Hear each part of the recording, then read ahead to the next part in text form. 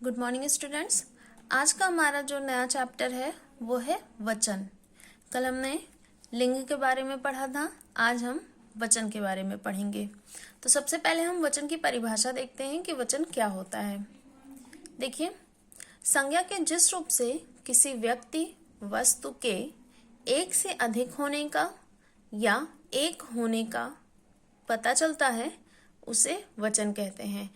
यहाँ ये कहा जा रहा है कि जब भी हम संज्ञा में किसी भी व्यक्ति या वस्तु के एक से अधिक होने का पता चले, यानी कि एक से ज्यादा हो या एक हो, तो उसी को हम वचन कहते हैं।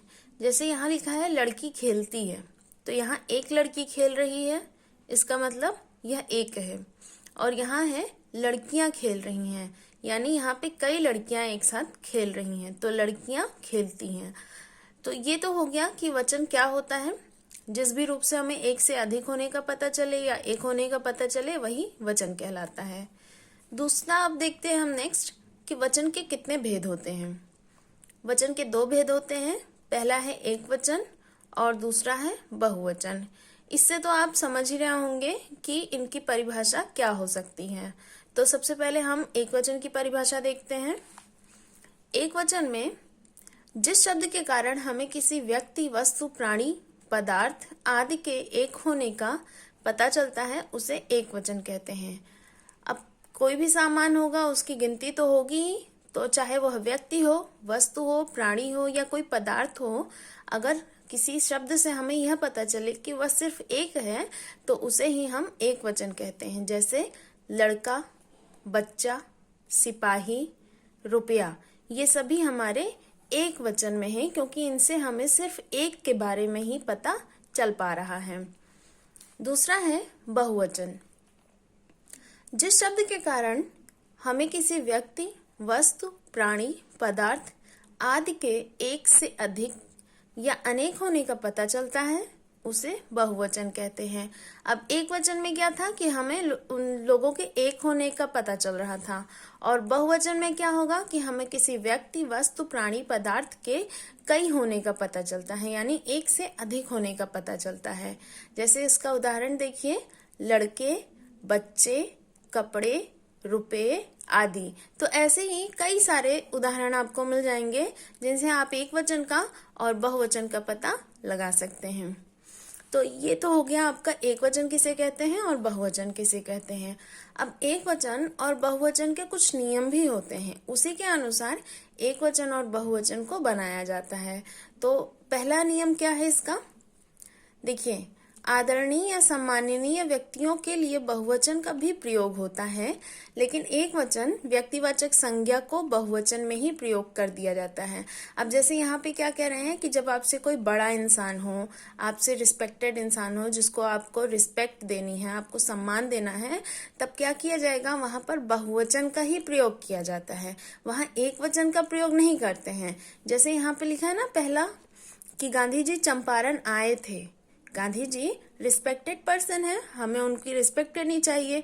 तो यहाँ पे हम ये नहीं कहेंगे कि गांधी जी चंपारण आया था, हम यहाँ पे ये कहेंगे कि गांधी जी चंपारण आए थे। तो आए थे बहुवचन में प्रयोग किया जाता है और आया था एक वचन में प्रयोग करते हैं। लेकिन अब क्योंकि हमें यहाँ पे सम्मान की बात है, आदर की बात है, तो इसलिए हम बहुवचन का प्रयोग करेंगे। और क्या कह रहे हैं कि एक वचन व्यक्तिवाचक संज्ञा को बहुवचन में ही प्रयोग कर दिया जाता है। अर्थात आपने व्यक्तिवाचक संज्ञा पढ़ी है कि किसी भी विशेष व्यक्ति को जब किसी भी विशेष व्यक्ति का नाम लिया जाता है तो उसे ही व्यक्तिवाचक संज्ञा में रखते हैं। अब अगर वह एक वचन व्यक्तिवाचक संज्ञा है, अर्थात व्यक्ति वहां पे सिर्फ एक ही व्यक्ति की बात हो रही है, तो उसे भी हम बहुवचन में ही प्रयोग करेंगे। जैसे गुरुजी आज नहीं आए, ठीक है, तो ये क्या है, एक वचन व्यक्तिवाचक संज्ञा है। सिर्फ एक गुरु की बात की गई है, यहाँ पे सारे गुरुओं की बात नहीं की जा रही है, तो इसलिए यह एक वचन व्यक्तिवाचक संज्ञा हो गया और इसीलिए इसे भी हम बहुवचन में ही प्रयोग करते हैं। और भी दूसरे उदाहरण है, देखिए, श्री रामचंद्र जी वीर थे, शास्त्री जी बहुत ही सरल स्वभाव के थे। ये सभी आपको बहुवचन में प्रयोग करते हुए मिलेंगे क्योंकि पहली बात तो ये कि ये जितने भी लोगों के नाम यहाँ पे लिखे हैं ये सभी सम्मान के पात्र हैं, तो हम इनको सम्मान देने के लिए भी बहुवचन में प्रयोग करते हैं। और दूसरा, यह एक वचन व्यक्तिवाचक संज्ञा के अंतर्गत आते हैं, इसलिए भी इन्हें बहुवचन में रखा जाएगा। अब दूसरा नियम देखिए इसका, क्या कह रहे हैं कि वचन के कुछ शब्दों का प्रयोग हमेशा ही बहुवचन में ही किया जाता है। अब जैसे कुछ शब्द होते हैं जिनको एक वचन में ना लिख करके हमेशा बहुवचन में ही लिखा जाता है, जैसे दाम, दर्शन, प्राण, आंसू, लोग, अक्षत, होश, समाचार, हस्ताक्षर, दर्शक, भाग्य, केश, रोम, अश्रु, आशीर्वाद आदि। अब देखिए इन लोगों को ऐसा क्यों कहा जा रहा है कि हमेशा बहुवचन में ही प्रयोग होते हैं, क्योंकि जो दाम है वो कभी एक वचन में आ ही नहीं सकता है, एक दाम नहीं लग सकता है। दर्शन करने हम जा रहे हैं तो वहां पे हम जो भी दर्शन कर रहे हैं वो भी एक वचन में नहीं जाएगा। आपके जो प्राण हैं, प्राण भी कभी एक वचन में नहीं आते हैं। आंसू जब आंख से गिरते हैं तो वो कभी भी सिर्फ एक आंसू नहीं गिरता है, इसलिए उसका प्रयोग भी हमेशा बहुवचन में करते हैं। भले ही यहाँ पे आपको देखने में यह लग रहा है कि यहाँ तो दामों होना चाहिए था, दर्शनों होना चाहिए था, ऐसा नहीं होगा। लिखने का जो तरीका होता है उस हिसाब से ये हमेशा बहुवचन में बोले जाएंगे, बहुवचन में ही देखे जाएंगे, लेकिन लिखे एक वचन की तरह से जाते हैं। ऐसे ही आशीर्वाद है, आप किसी को भी आशीर्वाद का एक पार्ट नहीं दे सकते हैं, तो पूरा आशीर्वाद जाएगा। इसीलिए ये हमेशा ही बहुवचन में ही ये सारे शब्द प्रयोग किए जाते हैं।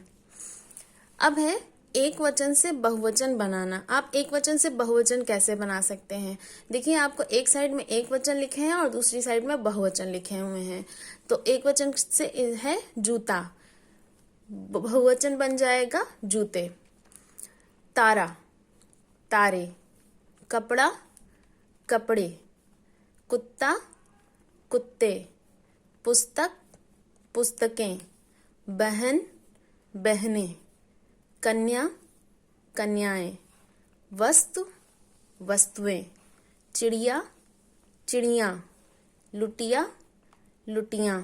अब देखिए यहाँ पे आपको दिख रहा होगा कि कहीं पे एक ही मात्रा लगाई गई है, कहीं पर चंद्र बिंदी लगा करके लिख दिया गया है। तो ये आपको समझना पड़ेगा कि कहाँ पे हमको एक ही मात्रा लगानी है और कहाँ पे चंद्र बिंदी के से दिखाना है कि यह बहुवचन में आ रहा है। तो चिड़िया का कभी भी चिड़िए नहीं हो सकता है, क्योंकि यह बोलने में बहुत ही अजीब लगेगा, इसलिए चिड़िया का चिड़िए नहीं होगा, चिड़िया होगा। ऐसे ही वस्तु का वस्तुएं होगा। Now your lesson is complete. आपको होमवर्क में क्वेश्चन को फाइंड करना है। आप पूरे लेसन को अच्छे से पढ़ लीजिएगा। पहला क्वेश्चन है वचन किसे कहते हैं, इसकी परिभाषा लिखनी है। एक वचन किसे कहते हैं, इसकी परिभाषा लिख के उदाहरण देना है। और बहुवचन किसे कहते हैं, इसकी परिभाषा लिख करके भी उदाहरण देना है।